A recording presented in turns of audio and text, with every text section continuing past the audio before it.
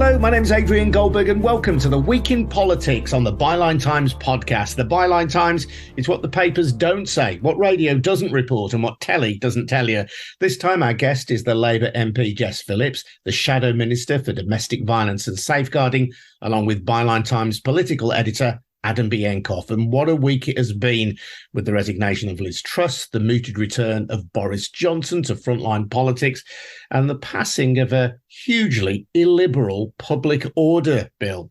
Before we get into that, though, just a reminder that the Byline Times podcast is funded by subscriptions to the Byline Times, our must-read monthly newspaper. The latest edition is just out, and it is brilliant.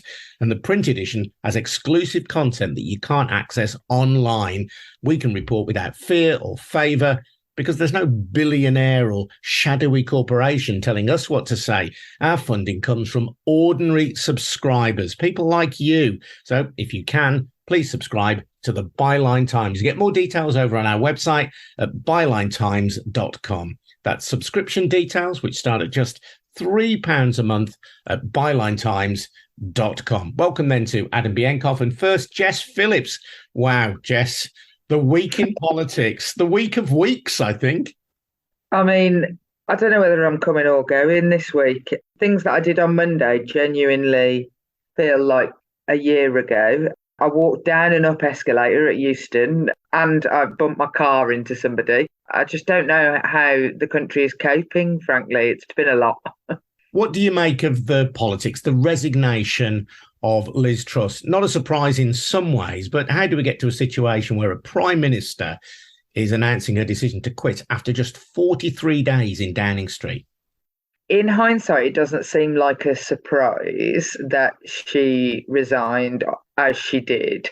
But I think even on Wednesday morning, we had the fracking vote, which ended in total chaos on behalf of the government.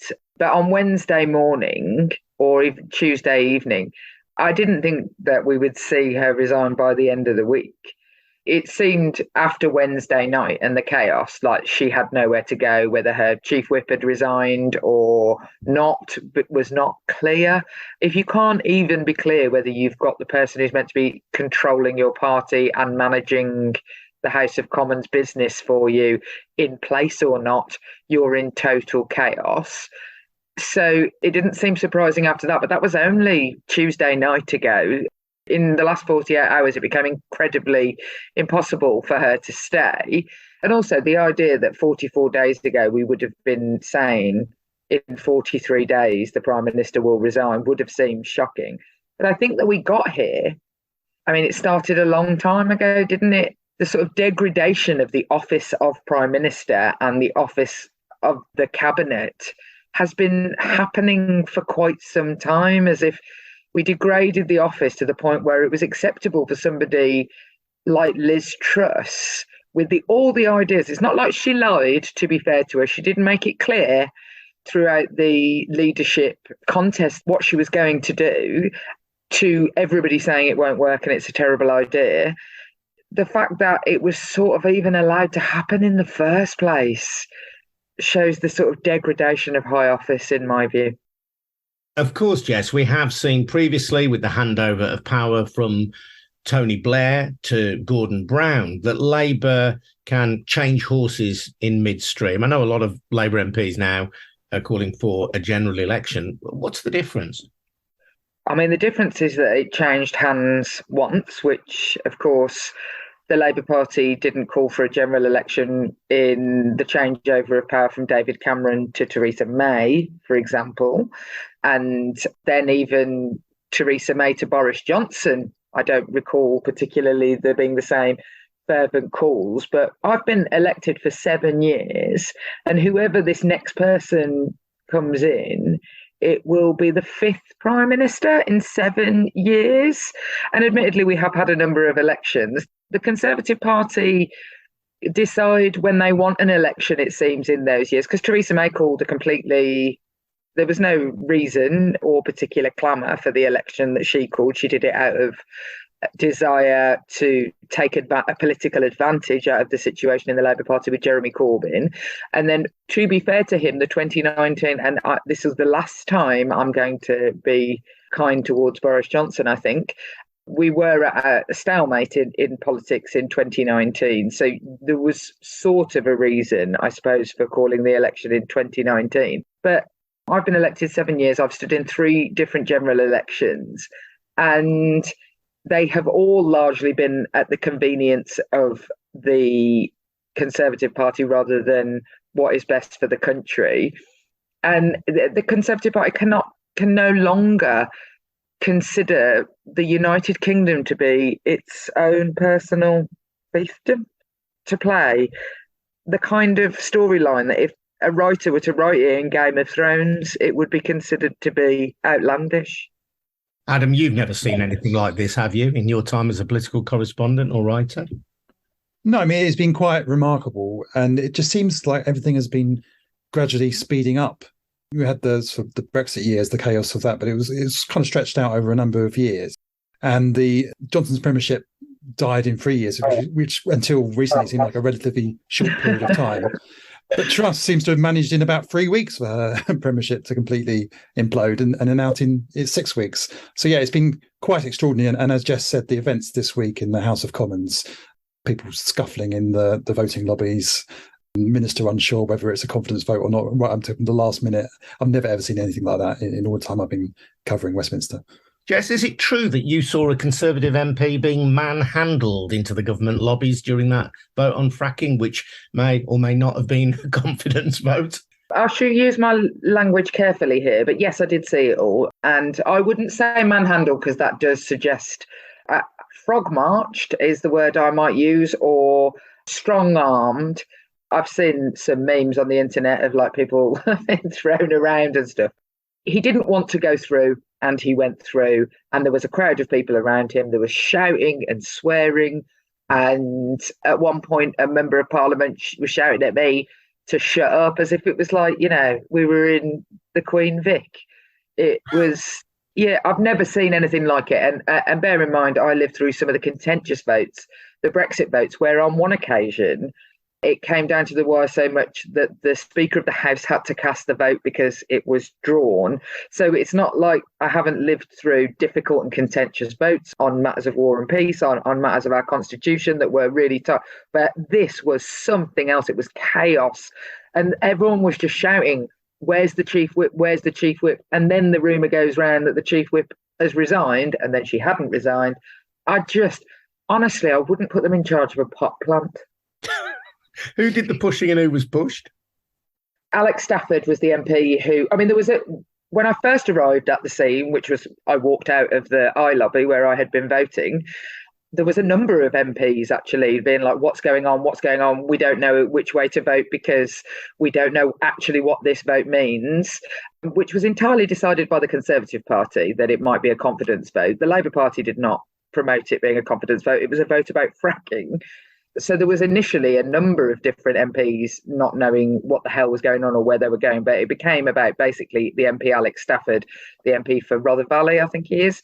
He'd spoken in the debates that he didn't believe in fracking. I believe he's spoken out against it. He may have a very particular constituency issue. Fracking is not something that the people of Birmingham Yardley write to me about all that much because they're not going to, I very much doubt they're going to be fracking Acock's Green. But it was all like crowds of people around him, and he was in distress.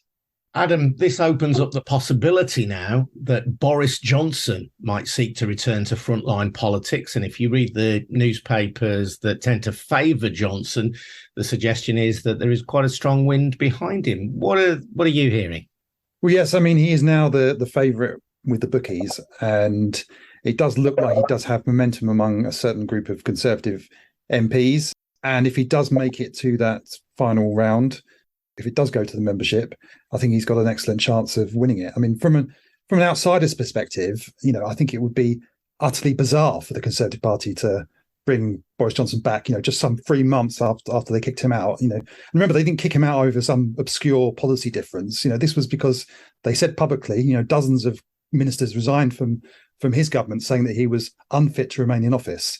And now for them to come back just a few months later and say, well, actually, we've changed our mind. We think he is fit for office now. I think it would look utterly ludicrous, but that does appear to be where we are. And, there may be some good reason for the Conservative MPs deciding this. One poll out today suggests the party could lose every single seat they currently hold in the House of Commons, were an election held today. So they're in desperate straits. And historically, what has the party done when they're in desperate straits? As they did following Theresa May, they turned to Boris Johnson. But, he's not the politician that he once was. He's not the politician of 2019 where he won a comfortable majority. His ratings are now actually pretty dire. Okay, they're not quite as bad as Liz Truss, but, almost no politician's ratings are quite as bad as Liz Truss. I think you have to look to someone like Vladimir Putin or Prince Andrew to find someone who the public would less like to have as their prime minister.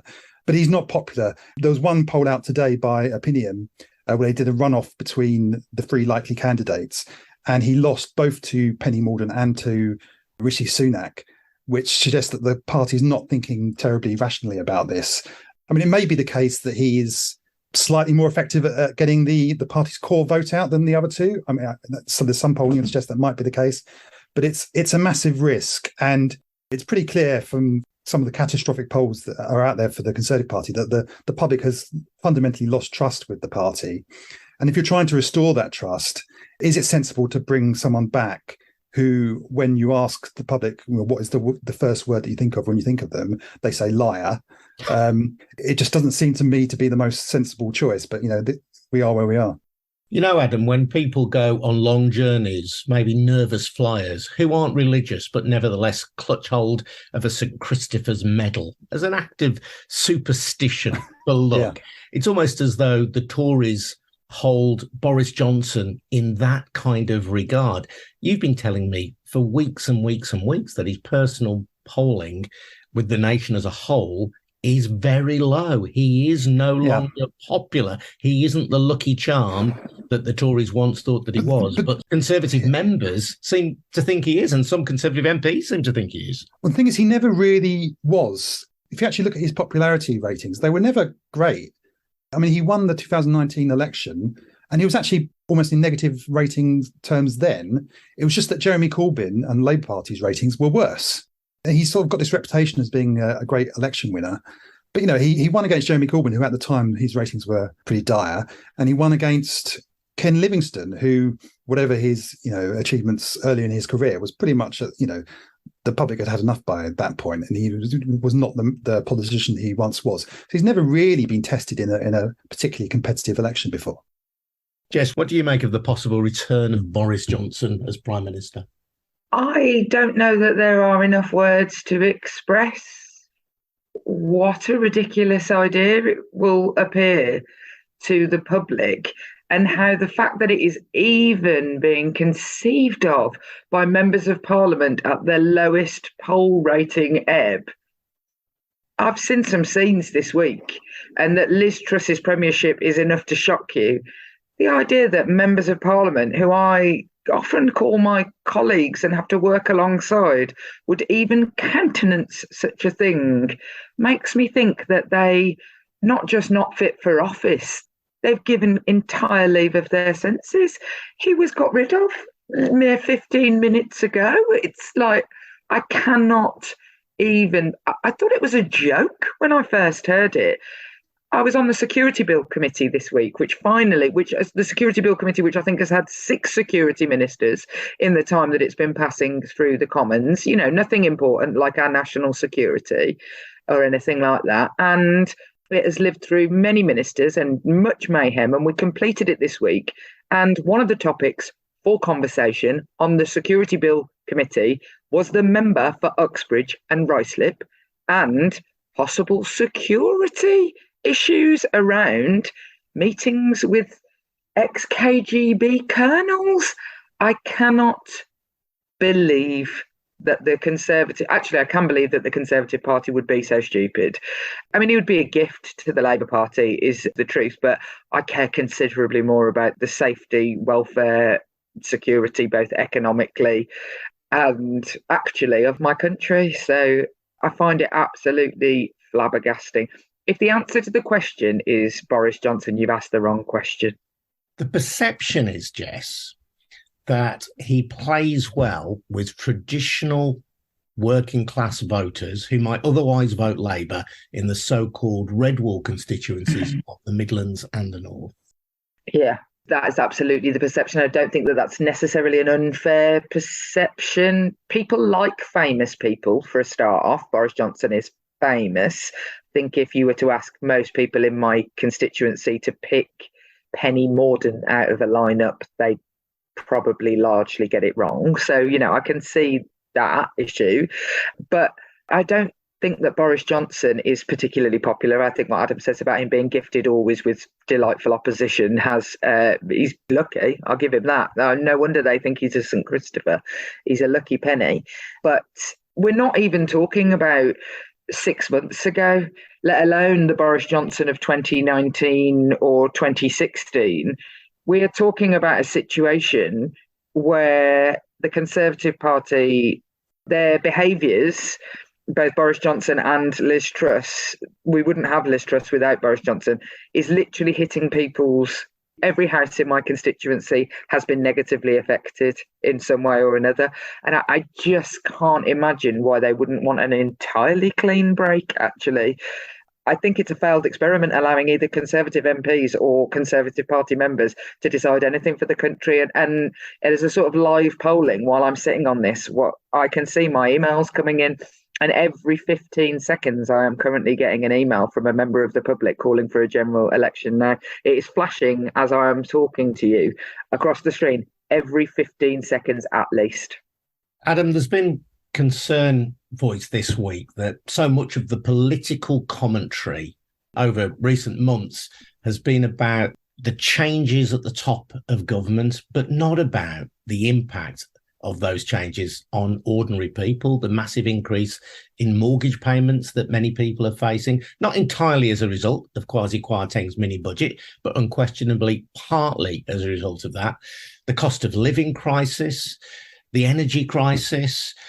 These issues are around, I suppose, in mainstream media, but the intrigue seems to be much more captivating to so many of the political classes rather than the very hard choices that many ordinary people are having to make at the moment. Yeah, I think there is a real problem within the Westminster bubble, if you like, where there is always a focus on the personalities, and never more so when you have these questions of who's going to be party leader or prime minister. And in some respects, I think that's understandable. It is important who the prime minister is, and it is important about their character. But I do think there is a tendency to kind of overlook the broader issues that people are concerned about. And actually, there's a lot of focus now is on the personality of Johnson and Truss and how Truss lost faith with the British people. But that largely wasn't actually to do with her personality or her character.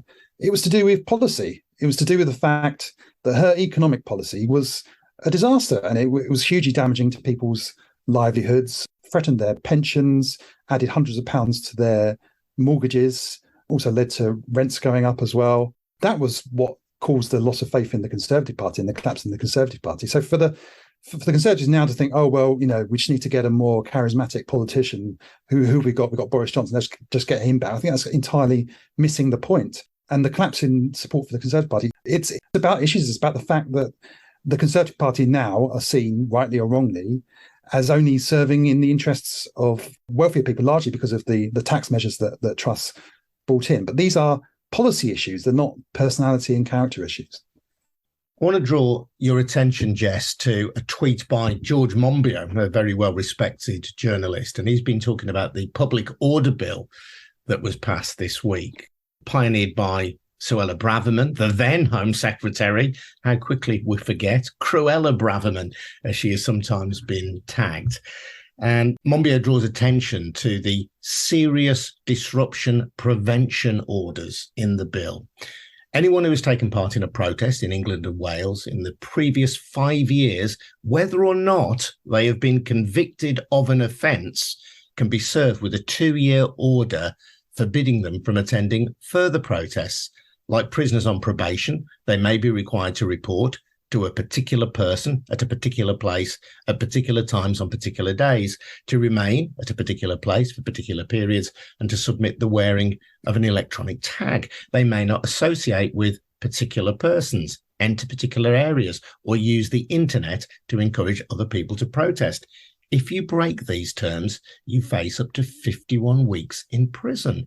And this may be a case in point that whilst the political commentators are obsessed with the intrigue, this hugely illiberal law has been passed with very little public discussion. Yeah, I mean, it's absolutely shocking, isn't it? And there, before the grace of God go I have protested variously all my life.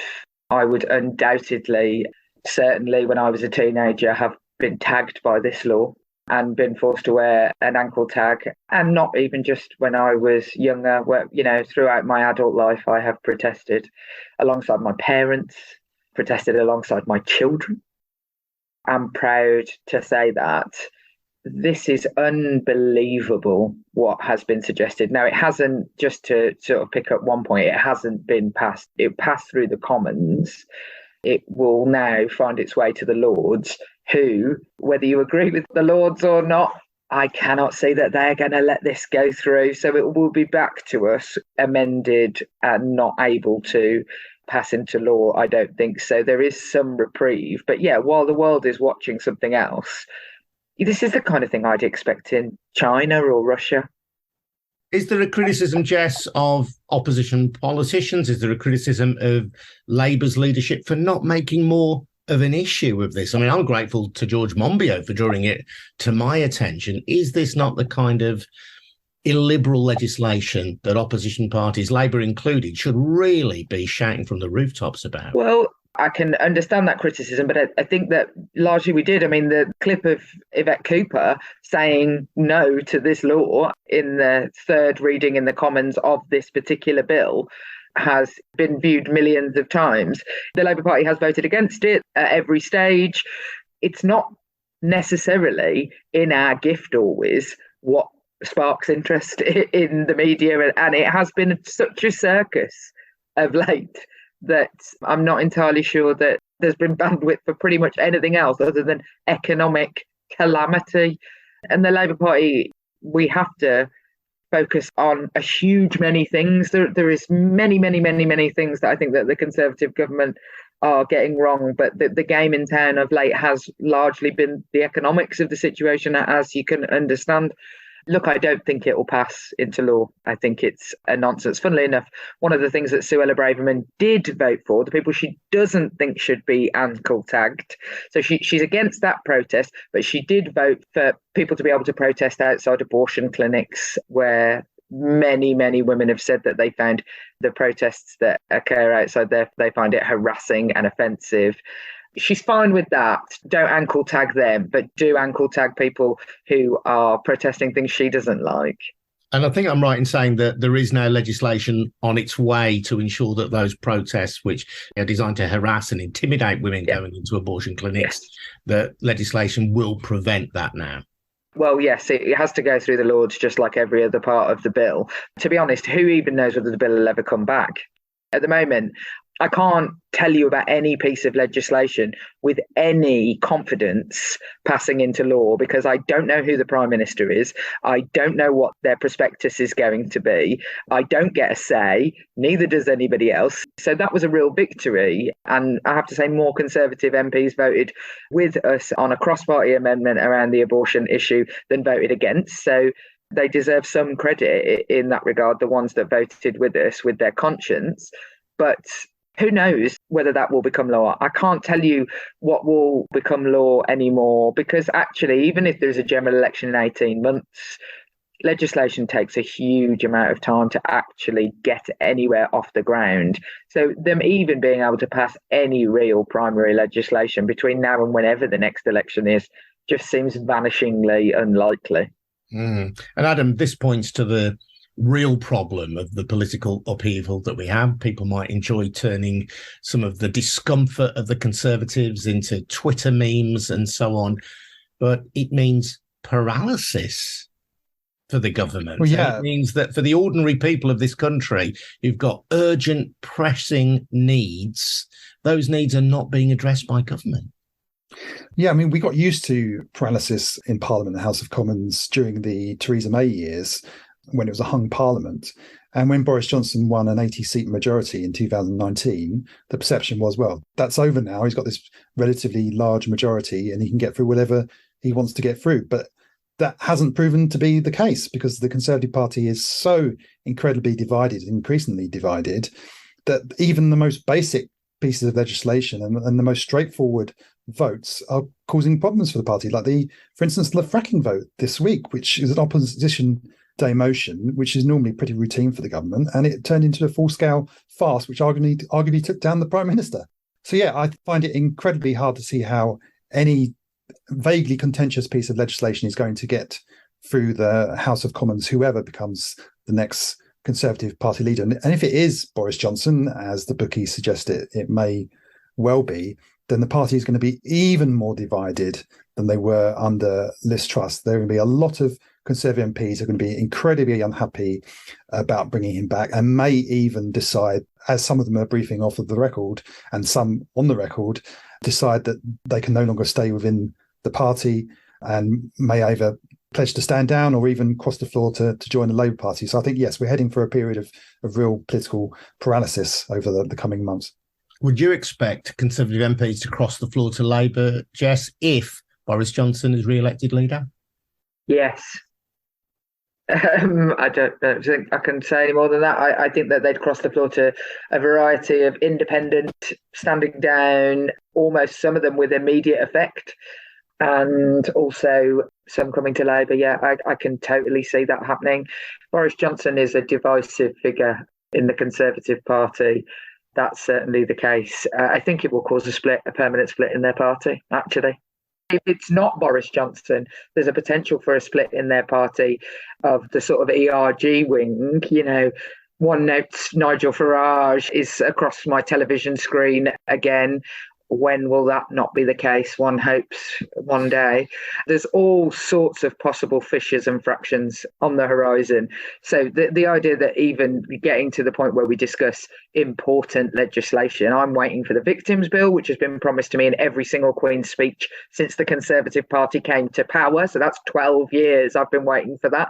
The idea that really important things other than just the most basic passing of a finance bill is going to get through the Commons at the moment is for the birds. Jess, it's been great to speak to you. Thank you very much indeed for joining us. Jess's latest book, The Life of an MP, Everything You Really Need to Know About Politics, is out now. I think that's going to need an extra chapter, hasn't it? Thank you, Jess. And thank you also to Adam Bienkov, Byline Times political editor. And don't forget, if you like this podcast and you want to support us, then please take out a subscription to the Byline Times, our fantastic monthly newspaper. Get full details on subscriptions at bylinetimes.com. Jess, thank you. Adam, thank you. We'll see you again soon. Cheers now. Bye-bye. Bye. Bye.